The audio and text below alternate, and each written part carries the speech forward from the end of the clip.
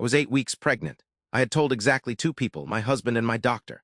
I was waiting for the 12-week scan, waiting to feel safe enough to say the words out loud, waiting for the private joy of it to solidify before I shared it with the world. Then my mother-in-law stood up at her own birthday dinner, tapped her wine glass with a spoon, and announced to 30 people that I was expecting. She was smiling the way people smile when they believe they are giving a gift. She had no idea she had just taken one. My name is Donna. I am 47. I have 2 children now, the one I was pregnant with at that dinner, and a younger one born 2 years later. Both are healthy. Both arrived after pregnancies that involved more anxiety than I have ever admitted publicly. I'm telling that part first because I want you to understand why those 8 weeks of private knowing mattered so much. I had lost a pregnancy before. Not a secret loss, my husband knew, my closest friend knew, but not a widely announced one either. I had been 11 weeks along when it happened. I had been in the small window where you are past the first fear but not yet past the cautious hoping. I had not told many people, and afterward I was grateful for that because grief is hard enough without having to narrate it for 30 people who are expecting good news updates. When I got pregnant again at 45, I was careful. My husband Daniel understood the caution completely. He had been there for the loss and he did not require any explanation. We told his mother, Lorraine, that I was pregnant because she had a medical history she occasionally needed to discuss with our doctor, and there were practical reasons the information was relevant.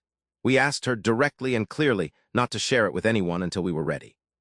She said, of course. She said she understood completely. She said she was so happy for us and she would absolutely wait. 3 weeks later was her 65th birthday party. It was a catered event at a restaurant, 30 people. Her friends, her siblings, her children and their families, several people I had met twice. I was in a green dress that I had chosen carefully enough to hide anything visible, drinking sparkling water and hoping no one noticed the sparkling water. Lorraine gave a toast. This was not unusual. She liked to speak at her own events, which I had always found a little eccentric but not problematic. She thanked everyone for coming. She talked about what 65 felt like.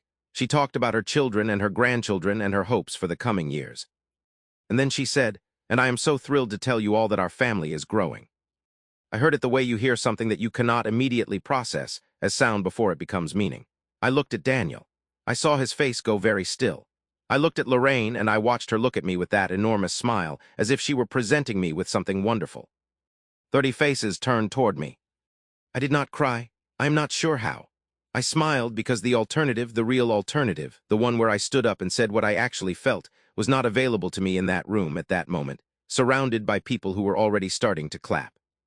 I smiled and I said thank you, and I spent the next 45 minutes accepting congratulations from strangers, while the loss I had carried for 2 years sat in my chest and said, we were supposed to tell this together. This was ours to give. Daniel was beside me the entire time and his hand found mine under the table and stayed there, which is something I have not forgotten and do not intend to forget. We left as soon as we could. In the car, I finally cried, not loudly, not dramatically, just the quiet, sustained crying that happens when something has been taken from you and you've had to perform gratitude about it in public. Daniel cried a little too, which I had not expected, and which was, in its way, a comfort. He called his mother the next morning. I listened from the other room. I didn't want to be on the call because I didn't trust myself to be rational, and I was aware that rational was the better strategy. Lorraine's response was, I have thought about this many times since, genuinely confused. She did not think she had done anything wrong. She explained patiently that the news was so wonderful that she hadn't been able to help herself.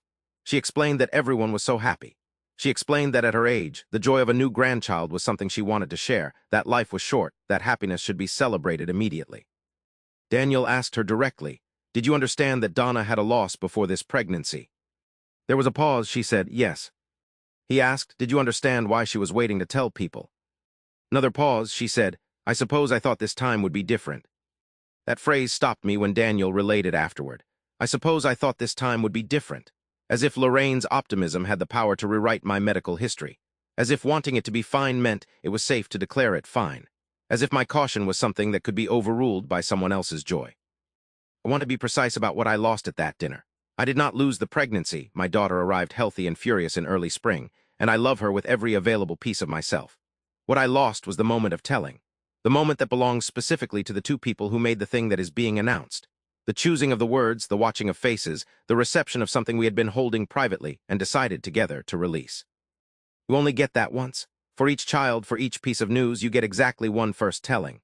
Lorraine took ours. She took it because she wanted to give us a gift, which is the precise shape of the harm, the complete inability to register that her version of generosity was our version of loss. I have learned, since then, to tell Lorraine nothing before I am fully ready for it to be public. This is a policy I maintain without announcing it as a policy, which is how I manage most of my decisions around her. I simply keep things private until privacy is no longer necessary. She asks sometimes why she always seems to hear our news at the same time as everyone else. I say, we like telling everyone together. She accepts this. She does not connect it to the birthday dinner, or if she does, she doesn't say so. Lorraine is 67 now, and she is a genuinely loving grandmother who would walk through fire for my children. I hold both of those things at once, the love and the damage, because that is what it takes to stay in family. My daughter is 2 years old. When the time comes, she will learn from us, from watching us, how to share news and how to keep it, how to hold things with care, how to wait until it feels right. She will learn that the telling is part of the gift, that it belongs to the person giving it. No one gets to take that from her, not on my watch. Not ever again on mine, either.